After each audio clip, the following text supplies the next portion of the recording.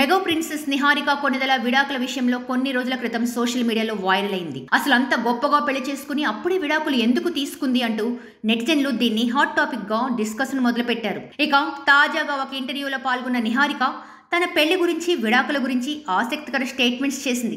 అసలు విడాకులు ఎందుకు తీసుకుందో ఆ విషయం మాత్రం బయటపెట్టలేదు, కానీ దాని తర్వాత జరిగిన పరిణామాల గురించి మాత్రం చెప్పుకొచ్చింది. ఇక అదే ఇంటర్వ్యూలో రెండో పెళ్లి గురించి కూడా ఆసక్తికర వ్యాఖ్యలు చేసింది నిహారిక కొనిదెల. ఒక మనసు అనే సినిమాతో టాలీవుడ్ కు హీరోయిన్ గా పరిచయం అయింది నిహారిక. అప్పటి వరకు మెగా ఫ్యామిలీ నుంచి కేవలం హీరోలు మాత్రమే ఎంట్రీ ఇచ్చారు. అలాంటి కుటుంబం నుంచి హీరోయిన్ గా ముందుగా నిహారిక అడుగు పెట్టడంతో తన లాంచ్ చాలా గ్రాండ్ గా జరిగింది.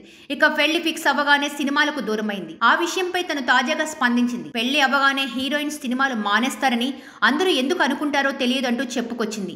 అది కూడా ఒక కెరీరేనని, జాబ్ లాంటిది అని తన అభిప్రాయాన్ని తెలిపింది. పెళ్లైతే జాబ్ మానేయం కదా, ఇది కూడా అంతే అని చెప్పింది. అందుకే తన వదిన లావణ్య కూడా పెళ్లి తర్వాత కెరియర్ ని కంటిన్యూ చేస్తుందని క్లారిటీ ఇచ్చింది. విడాకుల తర్వాత తన తండ్రి నాగబాబు తనకు చాలా సపోర్ట్ చేశారని నిహారిక చెప్పిన మాటలు సోషల్ మీడియాలో వైరల్ అయ్యాయి. నీకు 60 ఏళ్లు వచ్చేంత వరకు నువ్వు నా ఇంట్లో ఉండొచ్చు, నీ గురించి ఎవరు ఏమనుకున్నా నేను పట్టించుకోను, నువ్వు నాకు దొరికిన వరం అని నాగబాబు చెప్పారని గుర్తు చేసుకుంటూ ఎమోషనల్ అయ్యింది. తనకు అలాంటి తండ్రి దొరకడం అదృష్టమని చెప్పుకొచ్చింది. ఇక ఈ ఇంటర్వ్యూలో తను రెండో పెళ్లికి వ్యతిరేకం కాదని కూడా క్లారిటీ ఇచ్చింది. అంతేకాకుండా రెండో పెళ్లిపై పలు ఆసక్తికర వ్యాఖ్యలు కూడా చేసింది.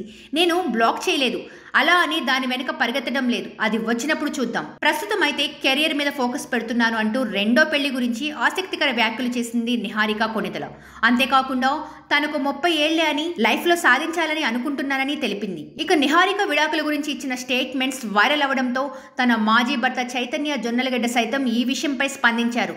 ఒకరు చెప్పిన మాటలు విని మరొకరిది తప్పు అని డిసైడ్ చేయకూడదని, ఇలాంటి ఇంటర్వ్యూలు చేయాలనుకుంటే ఇద్దరిని కలిపి ప్రశ్నించాలని సలహా ఇచ్చాడు. సబ్స్క్రైబ్ చేయండి. Please do subscribe to. Please like, share and subscribe to top Telugu TV. Top Telugu TV.